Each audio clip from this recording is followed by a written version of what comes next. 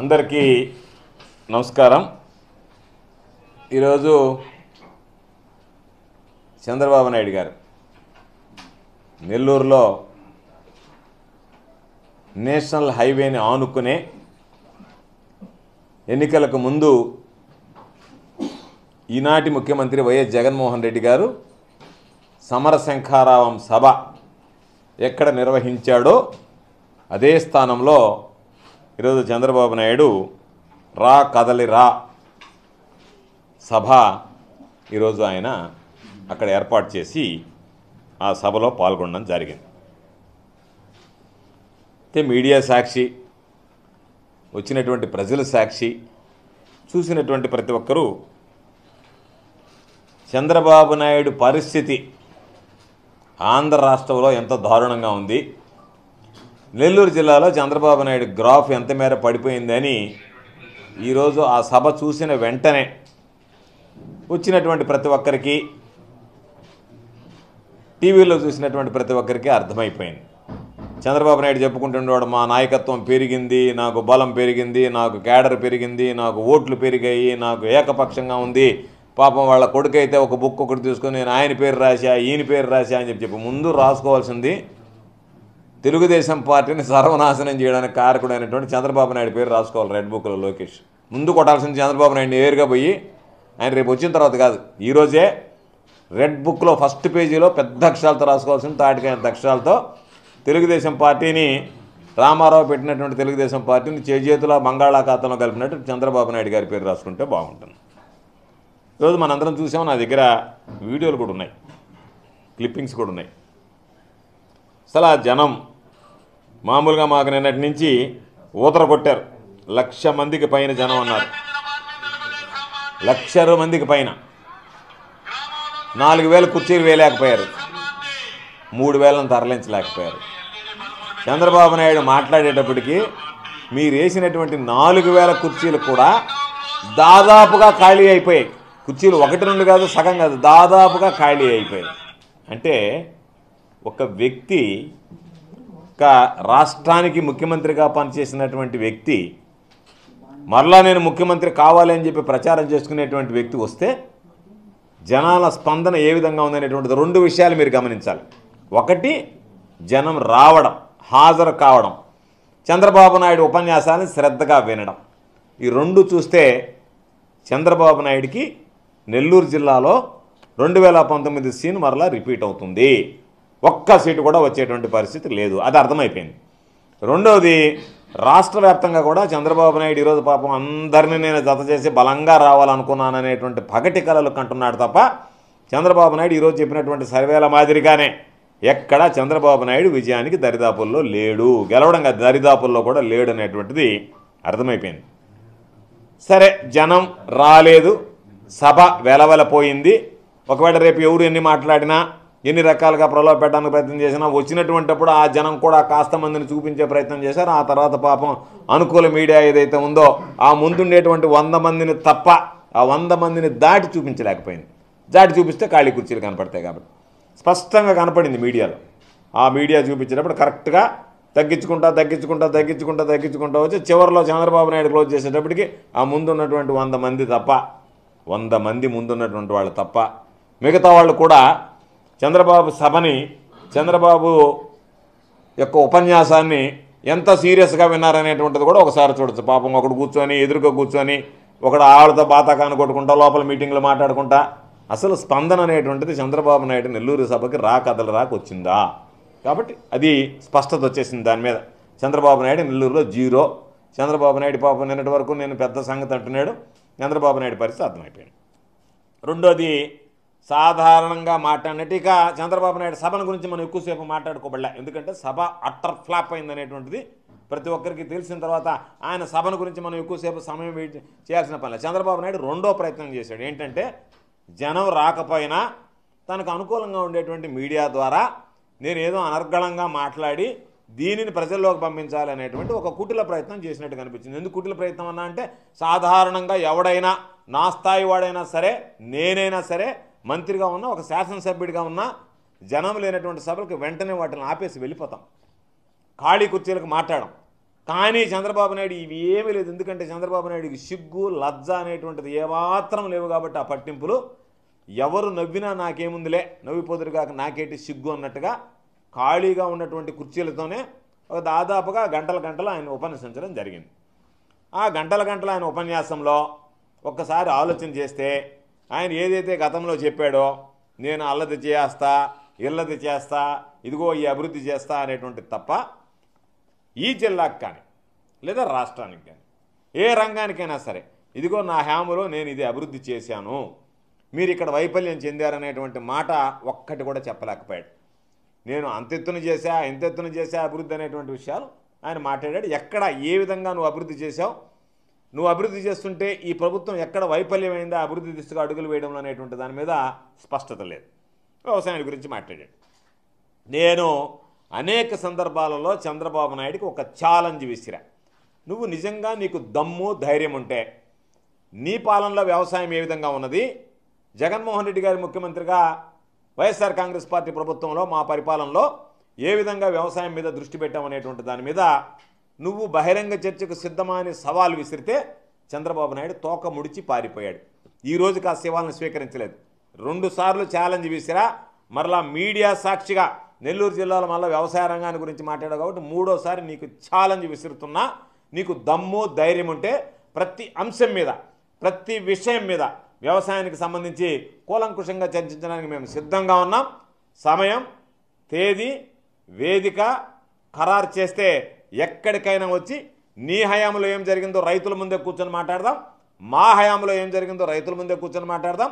రైతులే నిర్ణయం చేస్తారు ఎవరి హయాంలో ఏ విధంగా వ్యవసాయానికి సంబంధించినటువంటి ఒక మంచి ఆలోచన చేసినటువంటి ప్రభుత్వం, అండగా నిలిచినటువంటి ప్రభుత్వాలు, మద్దతు ఇచ్చినటువంటి ప్రభుత్వాలు రైతాంగానికి ఎవరు అనేటువంటి దాని మీద స్పష్టత వచ్చేటువంటి అవకాశం ఉంటుంది. కాబట్టి నువ్వు వస్తావని నేను అనుకోవడంలా. ఎందుకంటే నువ్వు మాట్లాడి పారిపోయేటువంటి పిరికి పంద తప్ప చంద్రబాబు ధైర్యంగా నిలబడి ఇది చేశానని చెప్పుకోలేనటువంటి వాడు. కాబట్టి నీ కేడర్కో నీకు తోలకొచ్చినటువంటి జనం మధ్య నువ్వు మాట్లాడడం తప్ప రైతుల మధ్య మా ముందు నిలబడి మాట్లాడేటువంటి దమ్ము ధైర్యం నీకు లేదు. కాబట్టి అయినా సరే నువ్వు మాట్లాడినటువంటి వాటి గురించి ఒక్కొక్కటి వస్తే వ్యవసాయ రంగాన్ని గురించి మాట్లాడాడు. నీ హయాంలో వ్యవసాయ రంగానికి నువ్వు ఏమి చేసావనేటువంటిది స్పష్టత. నువ్వు విత్తనాలు ఇవ్వాలి అంటే ఆ విత్తనాలకు సంబంధించి ఆ విత్తనాల ఒడ్లుకు తెచ్చుకున్నటువంటి రైతులు క్యూలు కట్టి విత్తనాలు అందక గుండెపోటుతో చనిపోయినటువంటి నేపథ్యం, రైతులు లాఠీ చార్జ్ చేసినటువంటి పరిస్థితి. అవునా కాదా? రైతులు ఇది మర్చిపోయారా? చంద్రబాబు నాయుడు పరిపాలనలో తెలుగుదేశం ప్రభుత్వంలో రైతులు విత్తనాల కోసం గంటలు వినబడి కిలోమీటర్ల మేర క్యూలో నిలిచి వాళ్ళని పాపం లాఠీ చార్జ్ చేయించి గుండెపోటుతో చనిపోయినటువంటి నేపథ్యం ఉంది, ఉదంతాలు ఉన్నాయి. దాన్ని అవునా కాదా? ఇప్పుడు మా ప్రభుత్వం వచ్చింది, ఈరోజు నేరుగా రైతు భరోసా కేంద్రాల దగ్గరికి విత్తనాలు ఇస్తున్నాం, టెస్టెడ్ అండ్ లేబుల్డ్, వెంటనే వాటిని పంపిణీ చేస్తున్నాం. అంటే రైతు ముంగిటికే, రైతు ఇంట్లోనే విత్తనాలు ఉన్నట్లు లెక్క. రైతు మళ్ళీ బయలుదేరి ట్రాక్టరో బండో మోటార్ బైక్ వేసుకొని రావాల్సినటువంటి అవసరం లేకుండా ఊర్లోనే తాను ఉన్నటువంటి గ్రామంలోనే రైతు భరోసా కేంద్రాల ద్వారా నేరుగా ఏది అవసరమైతే అది ఇండెంట్ ఇస్తున్నాం, నేరుగా ఇండెంట్ వచ్చేస్తుంది, నేరుగా రైతులకు ఇస్తున్నాం. ఎరువులు ఏ విధంగా ఇస్తున్నాం? నీ హయాంలో ఎరువులకు సంబంధించి సరైనటువంటి ఇది లేక రైతులకి అధిక ధరకు అమ్మారు డీలర్. నీకు ఎప్పుడన్నా నియంత్రణ ఉన్నదా? మీరేం చెప్పారు? రేటు కన్నా 100 రూపాయలు 150 రూపాయలు అదనంగా రసీదు లేకుండా అమ్మారు. రెండవది, మీరు కాంప్లెక్స్ ఎరువులు కొంటేనే నేను యూరియా కానీ డిఏపీ కానీ ఇస్తామని చెప్పారు. నువ్వు దాన్ని కంట్రోల్ చేయగలిగావా? కనీసం టాస్క్ ఫోర్స్ని పెట్టగలిగావా? వాటిని ఏదన్నా కంట్రోల్ చేయగలిగారు? మీరు వదిలేశారు, జనాన్ని వదిలేశారు, రైతులను. ఇదే ఈరోజు ఏ ఎరువులైతే రైతు నేరుగా ఆర్బీకే దగ్గరికి వెళ్ళి కియోస్కోలో ఆర్డర్ చేసుకుంటాడో, ఆర్డర్ చేసుకున్నటువంటి 5 రోజుల లోపల అదే రైతు భరోసా కేంద్రంలో సమృద్ధిగా ఎంత మేర ఎరువులు కావాలనో అంత మేర అందించాం. ఎక్కడైనా మీరు వెతుకుతున్నారు ఈరోజు ఒక అడ్వర్స్ ఐటమ్ రాయాలి దీని మీద, వ్యవసాయానికి సంబంధించి విత్తనాల మీదనో మొన్న ప్రయత్నం చేశారు, వైఫల్యం చెందారు. ఎరువుల మీద రాయాలని చూస్తున్నారు, ఎక్కడ రాయలేకపోతున్నారు. రాయడానికి మీకు చేయి రావటంలే, అవకాశం దొరకటంలే. మొన్న తుఫాన్ వస్తే తుఫాన్ ఆగే లోపల ఎక్కడెక్కడైతే తుఫాను ప్రభావిత ప్రాంతాలు ఉన్నాయో రైతులు నేరుగా ఇంట్లో నుంచి బయటకు వచ్చేటప్పటికి రైతు భరోసా కేంద్రాల్లో విత్తనాలు పెట్టాం. నారుమళ్ళి దెబ్బతిన దగ్గర 80% సబ్సిడీతో విత్తనాలు అందజేయడం జరిగింది. అదేవిధంగా ఈరోజు ఉచిత పంటల బీమా ఇస్తున్నాం. నీ జన్మలో ఏ రోజైనా ఉచిత పంటల బీమా లాంటిది రైతులను ఆదుకోవాలనేటువంటి ఆలోచన నీ బుర్రలో వచ్చిందా? రైతుల గురించి నువ్వు ఆలోచన పంటల బీమా ఇస్తే ఏదైనా ప్రకృతి వైపరీత్యాల వల్ల దెబ్బతింటే లేదా పంట దిగుబడి తగ్గిపోతే ఏదైనా కారణాల వల్ల ఆ రైతులకి బీమాతో రక్షణ కల్పించాలనేటువంటి ఆలోచన, ఉచిత పంటల బీమాను గురించి ఆలోచన చేసావా? జగన్మోహన్ రెడ్డి గారు ఆలోచన చేశారు, ఈ ప్రభుత్వం ఆలోచన చేసింది. రైతులు ₹1 ప్రీమియం కట్టాల్సినటువంటి అవసరం లేకుండా మొత్తం ఈరోజు ప్రభుత్వమే భరించి రైతులకు ఉచిత పంటల బీమా కింద దిగుబడి తగ్గితే ఈరోజు పంటలకు సంబంధించినటువంటి ఆ రక్షణ కల్పించేటువంటి అవకాశం ఈరోజు జగన్మోహన్ రెడ్డి గారు తీసుకోవడం జరిగింది. అదేవిధంగా నువ్వు ఇంకొక మాట చెప్పావు, గిట్టుబాటు ధర గురించి మాట్లాడుతున్నావు. నేను ఈరోజు ఛాలెంజ్ విసురుతున్నా. గిట్టుబాటు ధరకు సంబంధించి గిట్టుబాటు ధర లేకపోతే చేతులు ఎత్తేసావు. ధాన్యం కొనుగోలు కేంద్రాలు ఓపెన్ చేయలేకపోయావు. ధాన్యం కొనుగోలు కేంద్రాల్లో ధాన్యం కొనకుండా పోయావు. ఆ రోజు ప్రతిపక్షంలో మేము అడిగితే అధికారులు చెప్పినటువంటి మాట, మాకు ఇంతకన్నా మించి కొనొద్దన్నారు, మాకు కోటా విధించారు, ఇదిగో మేము ఇన్ని టన్నులే కొంటాం, ఇన్ని టన్నులు మించి మేము కొనము అని చెప్పారు. ప్రభుత్వం ఏమో ప్రతి గింజ కొంటాం అని స్టేట్మెంట్ ఇస్తే ఆ రోజు కమిషనర్ సివిల్ సప్లైస్ దగ్గర నుంచి, డిస్ట్రిక్ట్ సప్లై ఆఫీసర్ దగ్గర నుంచి, డిఎం సివిల్ సప్లైస్ దగ్గర నుంచి, కలెక్టర్ దగ్గర నుంచి జాయింట్ కలెక్టర్ దాకా అందరిని అడిగితే, సార్ మాకు ఇచ్చినటువంటి పరిమితి అయిపోయింది, మాకున్నటువంటి కంప్యూటర్ క్లోజ్ అయిపోయింది, ఇంకా మాకు వేయి బిర్చి మీరు తీసుకొచ్చినా, వేయి స్లిప్స్ ఇచ్చినా కూడా, వేమెంట్ స్లిప్స్ ఇచ్చినా కూడా ఇంకా జనరేట్ కాదు, మేము కొనలేము అని చెప్పి కనీసం ఏదో మొక్కుబడిగా మేము ధాన్యం కొనుగోలు చేసాము అని చెప్పి నువ్వు కొనుగోలు చేపట్టావు తప్ప రైతులు పండించినటువంటి ధాన్యాన్ని పూర్తిగా సంపూర్ణంగా కొనుగోలు చేయాలనేటువంటి ఆలోచన నీకు కలిగిందా? ఈరోజు నేరుగా ఆర్బీకేల దగ్గర నుంచే విత్తనాలు ఉన్నటువంటి ధాన్యాన్ని పండించినటువంటి ధాన్యాన్ని సేకరించి రైతులకు ఇస్తున్నాం. ఈరోజు ఏ రోజైతే రైతులకు సంబంధించి ప్రభుత్వం గిట్టుబాటు ధర కల్పించడానికి నిర్ణయం తీసుకునిందో, రైతులకు గిట్టుబాటు ధర ఇచ్చి తీరాల్సిందే అనేటువంటి ఆలోచనతో పనిచేసిందో, ఆటోమేటిక్గా వ్యాపారుల దృక్పథంలో మార్పు వచ్చింది, రేట్లు పెరిగాయి. ఈరోజు ఒక నెల్లూరు జిల్లాకు సంబంధించి గడిచినటువంటి 2 సంవత్సరాల్లో చూస్తే ఆడ్ సీజన్లో వస్తాయి, ఎందుకంటే లేట్ ఖరీఫ్ అర్లీ రబీ. అయినా సరే ఇక్కడ ఉన్నటువంటి ప్రభుత్వం ప్రకటించినటువంటి గిట్టుబాటు ధర కన్నా 20% అధికంగా రైతులు అమ్ముకోగలిగారు. ఎందుకు అమ్ముకోగలిగారు? నీ ప్రభుత్వం ఎందుకు అమ్ముకోలేకపోయారు? నీ ప్రభుత్వంలో వాళ్ళకున్నటువంటి ధీమా, ఈ ప్రభుత్వం తెలుగుదేశం ప్రభుత్వం చంద్రబాబు నాయుడు రైతులకు అండగా నిలవదు, రైతుల దగ్గర ధాన్యం కొనుగోలు చేయదు, మనం ఆడిందే పాట పాడిందే పాట, కాబట్టి మనం ఏ విధంగా కావాలన్నా మన ఇష్టానుసారంగా రైతులను మోసం చేయొచ్చు, రైతులను నడ్డి విరవచ్చు అని రకరకాలైనటువంటి, ఇంకా కొంతమంది నెల్లూరు జిల్లాలో అయితే ఆ రోజు వ్యవసాయ శాఖ మంత్రిగా ఉన్నటువంటి బహిరంగ రహస్యం, ఉన్నటువంటి మిల్లర్ల దగ్గర వ్యాపారస్తుల దగ్గర ముడుపులు మింగి నేను మీకు అండగా నిలుస్తా, మీరు ధాన్యాన్ని తగ్గించి కొనుక్కొని మీరు లాభపడండి, మీరు వచ్చినటువంటి లాభంలో ₹10 నాకు పారేయండి నా ముఖాన అని చెప్పి ఆ రోజు రైతులు పండించినటువంటి ధాన్యానికి గిట్టుబాటు ధర లేకుండా రైతులు ఎన్ని రకాలైనటువంటి మాటలు మాట్లాడారో, ఏ విధంగా కుమిలిపోయారో, ఎంత కన్నీళ్ల పర్యంతరమయ్యారనేటువంటిది ప్రత్యేకంగా చెప్పాల్సినటువంటి అవసరం లేదు. ఈరోజు గిట్టుబాటు ధరకు సంబంధించి ఎక్కడన్నా వర్షం వచ్చినా, రంగుమారిన ధాన్యం వచ్చినా, తడిచిన ధాన్యం వచ్చినా ఈరోజు ప్రభుత్వం కొనుగోలు చేసి పేమెంట్లు చెల్లింపులు కూడా వెంటనే చేసేటువంటి విధంగా ఈరోజు చర్యలు తీసుకోవడం జరిగింది.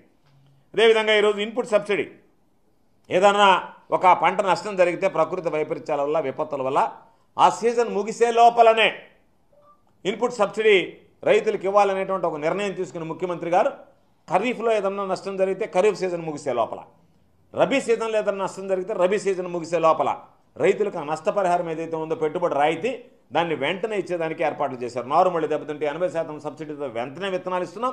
ఏదన్నా పంట దెబ్బతింటే ఇన్పుట్ సబ్సిడీకి సంబంధించి ఈరోజు ప్రభుత్వం ఆ సీజన్ ముగిసే లోపలనే ఈరోజు ఇచ్చేటువంటి కార్యక్రమాన్ని తీసుకురావడం జరిగింది. నీ బ్రతుక్కి చంద్రబాబు చంద్రబాబు మాట్లాడితే చంద్రబాబు నాయుడు నోరు కంపు, ఒళ్ళు కంపు, మనిషి కంపు, మనసు కంపు. అటువంటి గబ్బు చంద్రబాబు మాట్లాడుతున్నాడు. నేను అట్ట చేశాను రైతులకు అని చెప్పి బుద్ధైనా ఉండాలి చంద్రబాబుకు మాట్లాడడానికి. చంద్రబాబు నాయుడికి కాస్తైనా బుద్ధి సిగ్గు ఉంటే చంద్రబాబు నాయుడు రైతుల విషయంలో ఆ విధంగా మాట్లాడు. నేను అడుగుతున్నా చంద్రబాబుని, నువ్వు బీమా, రైతులకు చెల్లించాల్సినటువంటి బీమా, విడుదలైనటువంటి బీమా నువ్వు నీ అవసరాలకు వాడుకున్నటువంటి మాట వాస్తవం కాదా? ఇన్పుట్ సబ్సిడీ నువ్వు దిగేటప్పటికీ వేల కోట్ల రూపాయలు బకాయిలు పెట్టి వెళ్ళిపోయినటువంటి మాట వాస్తవం కాదా? 5 లక్షల రూపాయలు చేసేటువంటి ట్రాక్టర్ని 6 లక్షలని ఎవరి దగ్గర కొనాలో, ఎంతకు కొనాలో, ఏ మోడల్ కొనాలో నువ్వే నిర్ధారించి 5 లక్షల రూపాయలకు 6 లక్షల రూపాయలు చేసి 4.5 లక్ష మీరు సబ్సిడీ రైతు కట్టాలని చెప్పి 1.5 లక్ష మీరు సబ్సిడీ అని 6 లక్షల రూపాయల దానికి 5 లక్షల రూపాయలకు మాట్లాడారు. ₹1 లక్ష మీరు జోబులు వేసుకుని దానికి సంబంధించినటువంటి కంపెనీలకు బకాయిలు పెట్టి వెళ్ళిపోతే వాళ్ళు కోర్టులకు వెళ్ళారు.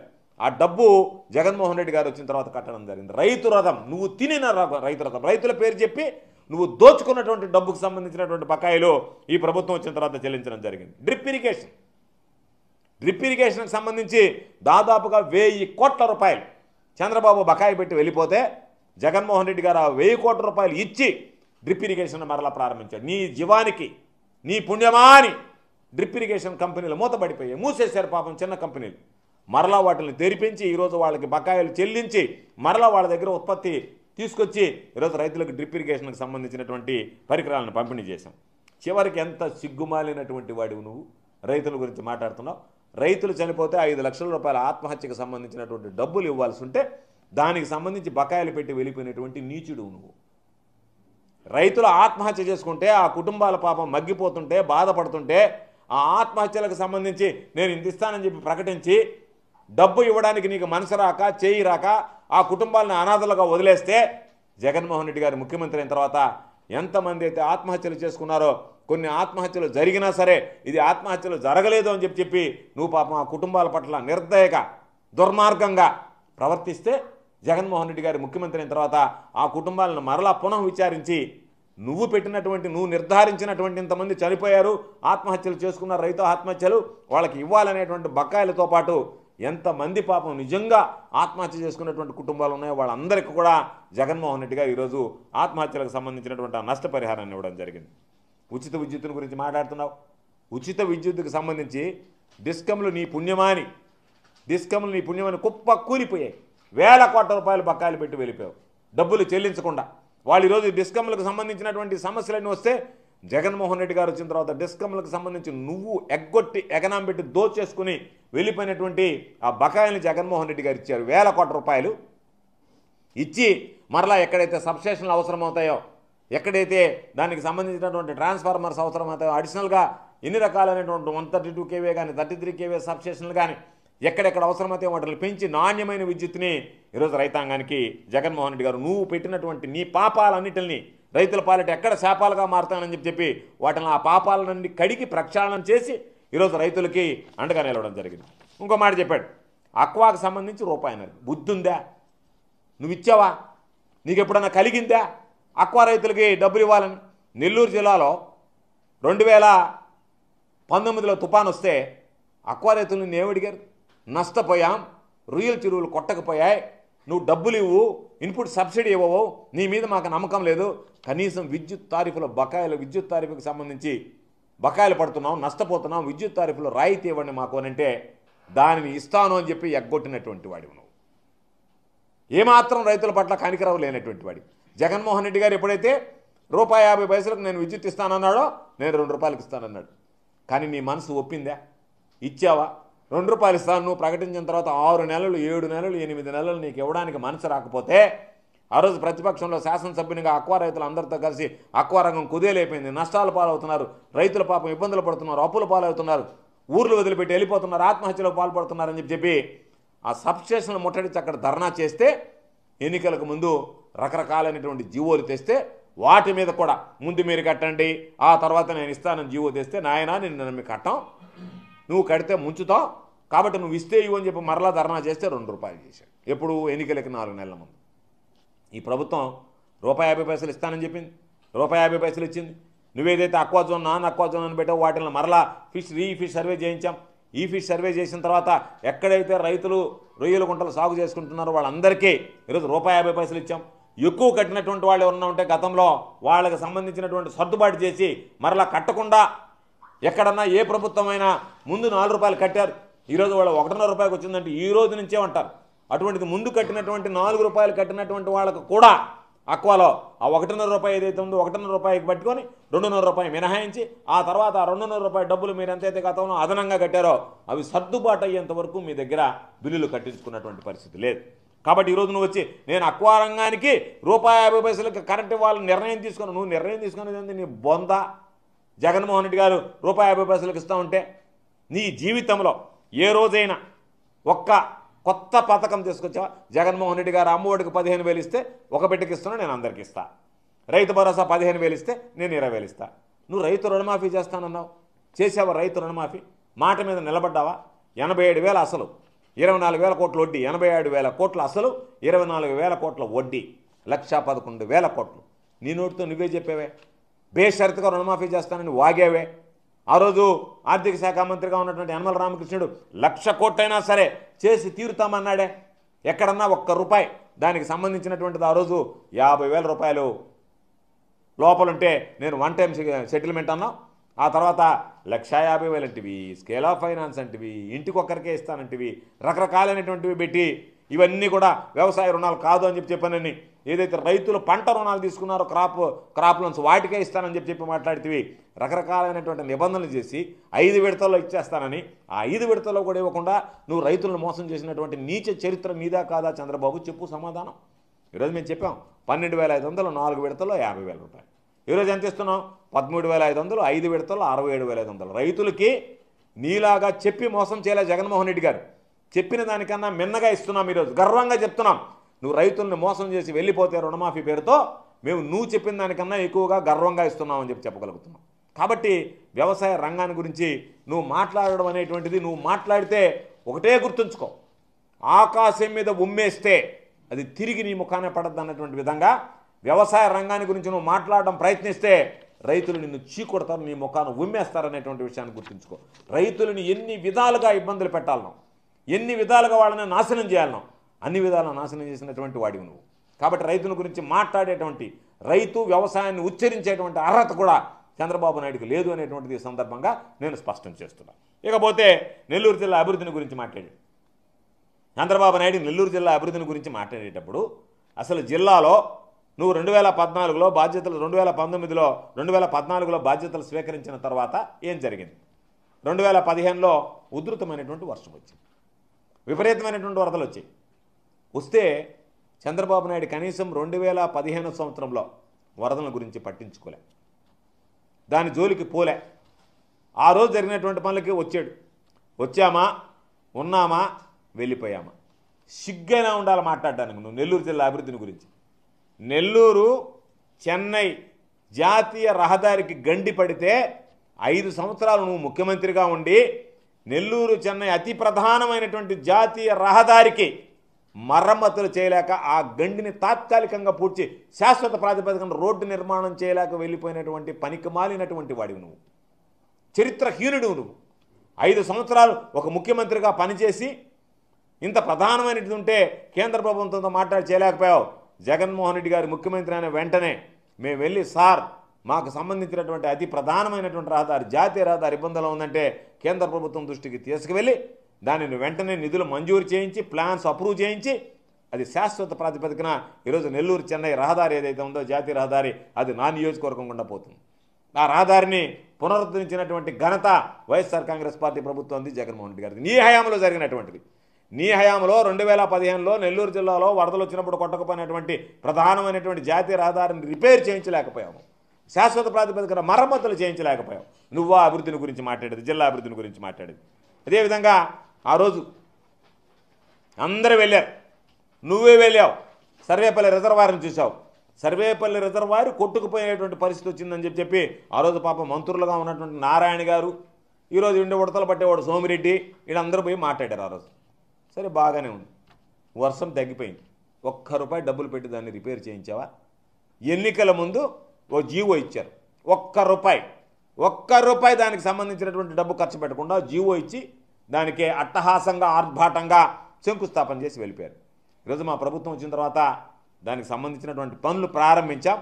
రైతులకి జగన్మోహన్ రెడ్డి గారి పాదం జలపాదం కాబట్టి, ప్రకృతి ఎప్పుడు కరుణించి పులకరించి వర్షం వస్తుంది కాబట్టి 2 కారులు పంటలు పండించుకుంటున్నారు కాబట్టి 1 కారు పంట ఆగిపోయినప్పుడే దానికి సంబంధించి దాదాపుగా మరమ్మతులు పూర్తి చేశాం.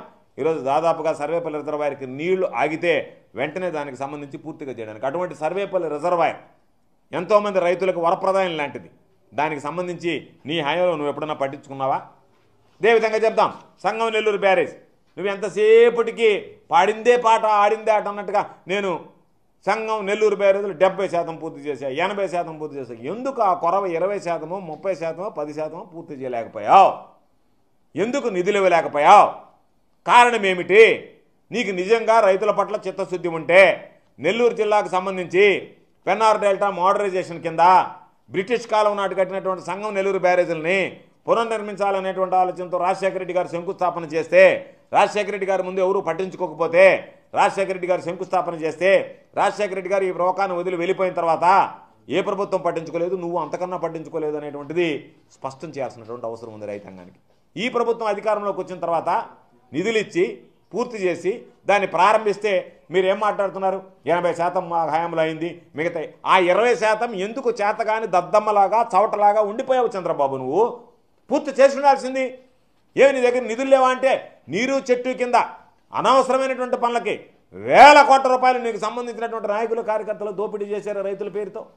ఎప్పుడన్నా రైతుల్ని అడ్డపెట్టి దోచుకున్నటువంటి ప్రభుత్వం ఏదన్నా ఉందంటే నీ హయాంలో పనిచేసినటువంటి తెలుగుదేశం ప్రభుత్వం తప్ప, రైతులకి అండగా నిలవకుండా రైతుల పేరు చెప్పు దోచుకున్నటువంటి ప్రభుత్వం, రైతుల సంక్షేమాన్ని విస్మరించినటువంటి ప్రభుత్వం. కాబట్టి ఇవన్నీ గుర్తు చేసుకొని ఈరోజు మీరు అందరూ కూడా అదేవిధంగా ఈరోజు మాట్లాడుతున్నారు కృష్ణపట్నం పోర్టుని గురించి. ఈరోజు కృష్ణపట్నం పోర్టు వాళ్ళకి సంబంధించినటువంటి వాళ్ళు ఇచ్చారు. ఏమని ఇచ్చారు? అయ్యా మేము కంటైనర్ టెర్మినల్ మూయడం లేదు, కంటైనర్ టెర్మినల్ సంబంధించి మూసేటువంటి ఆలోచన మాకు లేదు, మూసే పరిస్థితి లేదు, ఇంకా మేము అభివృద్ధి చేయడానికి సిద్ధంగా ఉన్నాం. కాబట్టి మేము ఎవరికి కూడా పోర్టు తరఫున మెయిల్స్ పెట్టలేదు, మాకు సంబంధం లేనటువంటి విషయాన్ని మీరు అనవసరంగా మాట్లాడి రాద్ధాంతం చేస్తున్నారని చెప్పి కృష్ణపట్నం పోర్టు సీఈఓకి సంబంధించి మొన్న ఒక మ్యాటర్ పంపించాడు వాట్సాప్లో.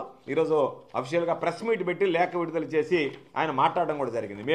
మీరు అనుకున్నట్టుగా మీకు ఏదన్నా ఉంటే రాజకీయ రకమైనటువంటి వాటిని చూసుకోండి, కానీ మా పోర్టు మీద మీరు విమర్శలు చేసేటువంటి పని లేదు. మేము కంటైనర్కి సంబంధించి ఏది తరలించాం, మీరు ఎవరైనా వచ్చి చూసుకోవచ్చు. కంటైనర్ సర్వీసెస్ ఉంటాయి, కార్గో సర్వీసెస్ ఉంటాయని చెప్పి ఆయన స్పష్టంగా ఈరోజు సోమిరెడ్డి లాంటి ఉడతలు పట్టే వెధవలు మాట్లాడేటువంటి మాటలకు చెప్పుతో కొట్టినట్టుగా ఇచ్చినటువంటి సమాధానం. కాబట్టి లేనటువంటి దాన్ని ఉన్నట్టుగా, జరగనటువంటి దాన్ని జరుగుతున్నట్టుగా ఏదో లాలూచిపడి నీచ రాజకీయాల కోసం పాల్పడుతూ ఎవడే చెప్పేటువంటి మాటలు విని. ఎందుకంటే నీ పక్కన ఉన్నటువంటి వ్యక్తులు ఎవరున్నారో ఒకసారి అటు ఇటు తిరిగి చూసుకుంటే నీకు జరిగేటువంటిది. అది సోమిరెడ్డి అనేవాడు నియోజకవర్గంలో 4 సార్లు తరిమేస్తే జనాలు ఈరోజు సిగ్గుపడా. ఇలా చెప్పారు నిన్న సోమిరెడ్డి, నేను జనాన్ని బ్రహ్మాండంగా తరలిస్తానని చెప్పి 25,000 మందిని తరలిస్తానని చెప్పి పాపం మీరు ఆయన మాటలు నమ్మి ఆయనకి ట్రాన్స్పోర్టేషన్ గిన్స్పోర్టేషన్ ₹1 కోటి డబ్బులు ఇచ్చారు. ₹1 కోటి జోబులు వేసుకుని ₹1 ఖర్చు పెట్టాడు సోమిరెడ్డి. చెప్పానండి, నేను ఈరోజు దారిలో వెళ్ళా, మీడియాలో ఎక్కడన్నా సోమిరెడ్డి జనాన్ని తరలించాడు రా కదలరా సభకి, సోమిరెడ్డి ముఖం చూసి జనం వచ్చేవాడు సర్వేపల్లిలో ఎవరన్నా ఉన్నారా? సర్వేపల్లికి జనం పలుకుతారా సోమిరెడ్డికి? అటువంటి వాడిని పక్కన పెట్టుకొని ఆయన ఏదో మహానాయకుడు లాగా అతనేంది జిల్లా గురించి మాట్లాడలేకపోయాడు, వ్యవసాయం గురించి మాట్లాడలేకపోయాడు, రైతుల గురించి మాట్లాడలేకపోయాడు, అభివృద్ధి కార్యక్రమాల గురించి మాట్లాడలేకపోయాడు, సంక్షేమ కార్యక్రమాల గురించి మాట్లాడలేకపోయాడు. ఏదో ఒక విధంగా నా మీద బురదలాలనేటువంటి ఆలోచన చేసేటువంటి ఆ పనికి మాలిన బృందాన్ని పక్కన పెట్టుకుని ఊరేగడం తప్ప, నువ్వు ఈరోజు మేము అడుగుతున్నావు, నువ్వు సంక్షేమ కార్యక్రమాలు ఏం చేసావు చెప్పు, అభివృద్ధి కార్యక్రమాలు ఏం చేసావు చెప్పు, ఈ జిల్లాను ఏం అభివృద్ధి చేసావు చెప్పు. నువ్వు వచ్చినప్పుడు ఏం చెప్పాలా? ఈ జిల్లా అభివృద్ధిని గురించి ముందు మాట్లాడాలి. ఇదిగో ఈ జిల్లాను నేను ఈ విధంగా అభివృద్ధి చేశా, ఇంకా అభివృద్ధి చేయడానికి ప్రణాళికలు ఉన్నాయి, జగన్మోహన్ రెడ్డి గారు ఇదిగో నేను చేసినటువంటి అభివృద్ధి ఇక్కడ కుంటుపడింది, అది చెప్పలేకపోయి వైఫల్యం చెందావు. కానీ సంక్షేమ కార్యక్రమాలు ఏదైనా చేసావా? ఏమీ చేయలేకపోయి. ఈ జిల్లాలో నువ్వు చేసినటువంటి సంక్షేమ కార్యక్రమాల కన్నా ఈ రాష్ట్రంలో కానీ ఈ జిల్లాలో కానీ జగన్మోహన్ రెడ్డి గారి ప్రభుత్వంలో బ్రహ్మాండంగా అమలవుతున్నాయి. కాబట్టి ఇవన్నీ విడిచిపెట్టి నీకు గనక నేను చర్చించగలను, వ్యవసాయం గురించి కానీ ఇతర విషయాల గురించి కానీ నాకు చర్చించేయడం ఉంటే నువ్వు సిగ్గుపడాలి. ఈరోజు నీ సభ ఎంత పేలవంగా జరిగింది, అదే నిన్న జగన్మోహన్ రెడ్డి గారు సభ పెడితే సిద్ధం ఎంత బ్రహ్మాండంగా జరిగింది. అది పక్కన పెడితే ఎన్నికలకు ముందు జగన్మోహన్ రెడ్డి గారు సమరశంఖారావం అక్కడ సభ పెడితే నువ్వు ఈరోజు ఏర్పాటు చేసినటువంటి దానికి 10 రెట్లు ఆ రోజు మేము ఏర్పాట్లు చేశాం. ఏర్పాట్లు చేస్తే హైవే దగ్గర దాకా జనం నిలబడ్డారు. ఈరోజు నువ్వు పరిమిత సంఖ్యలో బారికేళ్లు కడితే నీకు జనం వెలవలపోయారు.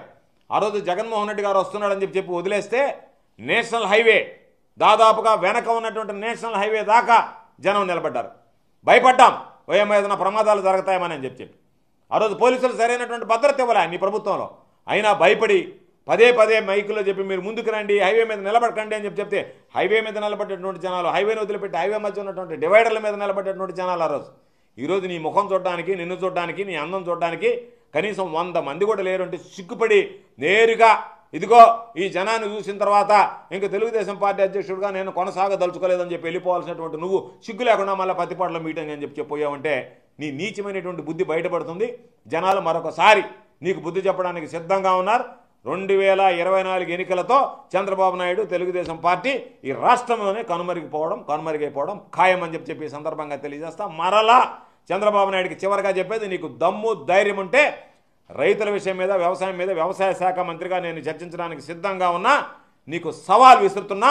నా సవాలును స్వీకరించి నువ్వు ఎక్కడైనా నీ ఇష్టం వచ్చిన తేదీ, నీ ఇష్టం వచ్చినటువంటి సమయం, వేదిక నువ్వు ఏర్పాటు చేస్తే అక్కడికి వచ్చి ఈ ప్రభుత్వం ఏం చేసింది, నీ ప్రభుత్వం ఏం జరిగింది అనేటువంటి వ్యవసాయ రంగం మీద చర్చకు సిద్ధంగా ఉన్నా. నన్ను సవాల్ విసురుతూ నువ్వు ఆ సవాళ్ళను స్వీకరించి ముందుకు రావాలని చెప్పి నేను కోరుకుంటున్నా.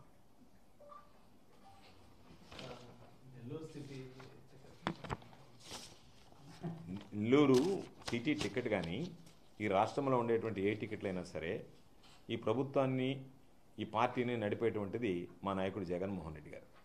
జగన్మోహన్ రెడ్డి గారు ప్రజలు, రాష్ట్ర ప్రజల విస్తృత ప్రయోజనాల దృష్ట్యా ఎవరు ప్రాతినిధ్యం ఎక్కడో వస్తే బాగుంటుందని ఎన్నడూ లేనటువంటి విధంగా ఈరోజు సామాజిక సమీకరణ ఎప్పుడు మనం చూడలేదు.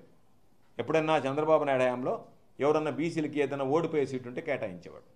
ఈరోజు అట్లా కాకుండా గెలిచేటువంటి సీట్లు ఇవ్వాలి, ఏ విధంగా వీళ్ళందరి సేవలో మనం సర్దుబాటు చేయాలి, కొత్తగా ఉండేటువంటి వాళ్ళకి ఏ విధంగా అవకాశాలు కల్పించాలనేటువంటి ఒక పెద్ద ఎక్సర్సైజ్ జరుగుతుంది. అందులో భాగంగా ఆయన నిర్ణయిస్తాడు.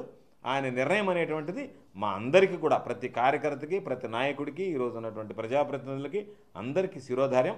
తప్పనిసరిగా ఆయన తీసుకున్నటువంటి నిర్ణయానికి బద్దులమై అందరం ఉంటాం. కాబట్టి ఈరోజు సర్వేపల్లి కానీ మరొకటి కానీ ఎవరైనా సరే మీరు పోటీ చేయండి అంటే మేము పోటీ చేయడానికి సిద్ధంగా ఉంటాం. లేదు మీరు ఒకరికి సహకరించండి అంటే ముఖ్యమంత్రి గారు మా సేవలను ఏ విధంగా ఈ పార్టీకి ఆయన వినియోగించుకోవాలనుకుంటాడో ఆ విధంగా ఆయన వినియోగించుకుంటాడు. ఆ విధంగా వినియోగించే ఆయన కోరినటువంటి విధంగా మా సేవలు అందించడానికి ఈ జిల్లాలో ఉండేటువంటి అందరం ఏకత్రాటి మీద సిద్ధంగా ఉన్నాం.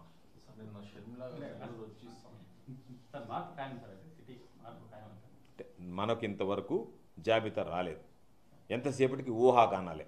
ముఖ్యమంత్రి గారు అంతా చర్చించిన తర్వాత తీసుకునేటువంటి నిర్ణయం. ఎందుకంటే ఆయన ఏదైనా తీసుకుంటే ఏమి దాపరికం లేకుండా ఇదిగో ఇదని చెప్పి అఫీషియల్గానే జాబితా విడుదల చేస్తున్నాడు. ఎప్పుడు లేదా సంస్కృతి లాస్ట్ వరకు ఉండేవాడు. ఇప్పుడు చంద్రబాబు నాయుడు చూడు, చివరి వరకు దాచిపెట్టి ఇవన్నీ ఫిలప్ అయిపోయి అందరు రంగంలో దిగిన తర్వాత ఇంకేడు ఎక్కడ లేకుండా బోళ్ళ పడుకొని ఏడవడం తప్ప ఏం అవకాశం లేకుండా ఈరోజు ఏం చేస్తున్నాడంటే 2 సీట్లు ఆయన ప్రకటించడం, 2 సీట్లు ఈయన ప్రకటించడం, మీరు ప్రకటించడం కరెక్ట్ కాదనడం. ఈ పొత్తులోనే పొత్తుబోనటువంటి మీరు ప్రజలకు ఏమి సేవలు చేస్తారు? రేపు ప్రజలకు సంబంధించినటువంటి వాళ్ళ గుండె చప్పులకు అనుగుణంగా ఏం పని చేయగలరు? సీట్ల దగ్గరే పొద్దుపలేదు. మీ మెయిన్ ఉమ్మడి ఎజెండా ఏంది? చంద్రబాబు నాయుడిని గెలిపించాలా, జగన్మోహన్ రెడ్డి గారిని గెలిపించాలి. ఇవి ఉంటే కదా. నువ్వు గెలవాలనేటువంటి ఆలోచనలో ఆయనకి జనసేన పవన్ కళ్యాణ్కి లేదు. ఆయన నా పార్టీని నేను పణంగా పెట్టినా చంద్రబాబు నాయుడిని గెలిపిస్తా, జగన్మోహన్ రెడ్డి గారిని ఓడిస్తాను. ఆ లక్ష్యంతో పనిచేసేటువంటి వాళ్ళలో చంద్రబాబు, పవన్ కళ్యాణం, ఇంకొకడో అనుకుంటే గెలవము, వీళ్ళందరూ కలిసి వస్తే ఓడము. ప్రజలు అనుకుంటే మేము గెలుపు ఓటమి అనేది ప్రజలు నిర్ణయిస్తారు. జగన్మోహన్ రెడ్డి గారు చెప్పినట్టుగా ఈరోజు ప్రజలే మాకు స్టార్ క్యాంపెయినర్లు. చంద్రబాబు నాయుడు సభ చూసిన తర్వాత ఆ చంద్రబాబు నాయుడు సభకు వచ్చినటువంటి వాళ్ళు కూడా ఇంకా చంద్రబాబు నాయుడు పని అయింది, చేతులు ఎత్తేసాడు, ఇంకా చంద్రబాబు నాయుడు ఓటేస్తే అది మురిగిపోతుందని చెప్పి ఏసేవాడు ఎవడన్నా ఉన్నా కూడా తెలుగుదేశం పార్టీ వాడు కూడా ఓటేయకుండా అది ఒక అవకాశం మీరు చంద్రబాబు నాయుడు ఇచ్చారు. వాళ్ళకి మీరు నాకు వేయబాకండి, మీరు వేసినా మీ ఓటు మురిగిపోతుంది, కాబట్టి నాకున్నటువంటి నా ఇమేజీ మొత్తం అంతా మీరు చూసిన తర్వాత ఈ పార్టీ ఏ విధంగా ఉందనేటువంటిది ప్రత్యేకంగా చెప్పాల్సినటువంటి పని లేదని చెప్పకనే చెప్పినట్టయింది ఈరోజు సభ.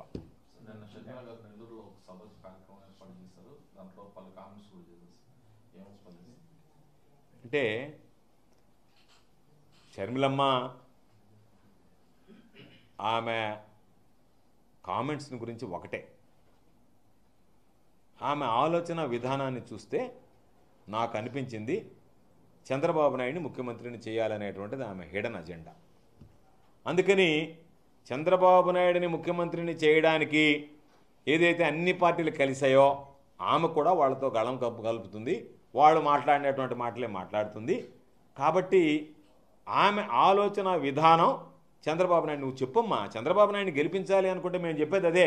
చంద్రబాబు నాయుడిని గెలిపించాలి అనుకుంటే నేరుగా చంద్రబాబు నాయుడుతో నువ్వు జతకట్టు, ఇబ్బంది ఏం లేదు. ఇప్పుడు ఏ విధంగా అయితే బీజేపీలో ఉంటే పురంధరేశ్వరమ్మ జతకట్టు ఉంది, మళ్ళీ బీజేపీ ఏమో మాకు అలయన్స్ లేదు, ఇంతవరకు ఏం కుదరలేదంటుంది. అంటే మీరు అలయన్స్ లేదన్నా ఆయనతో జతకట్టేస్తే మీరందరూ మరొక పురంధరేశ్వరలాగా ఈరోజు షర్మిలమ్మ కాంగ్రెస్ పార్టీకి సంబంధించి ఈ రాష్ట్రంలో తయారైంది.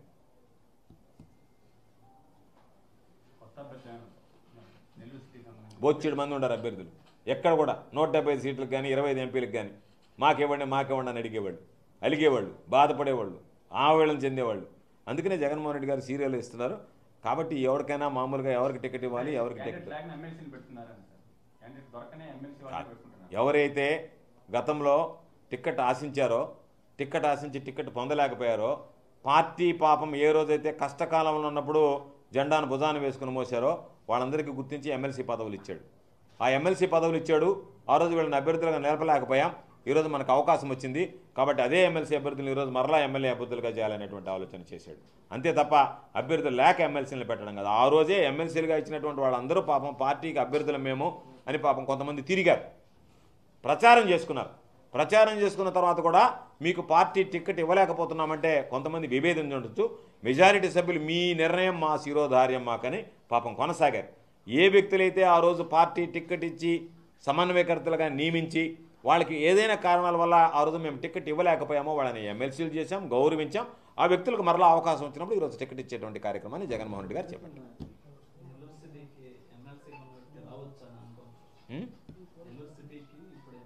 అది జగన్మోహన్ రెడ్డి గారు చెప్పాలి.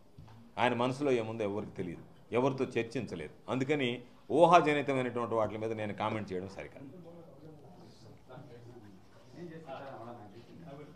రైట్ నాయనా.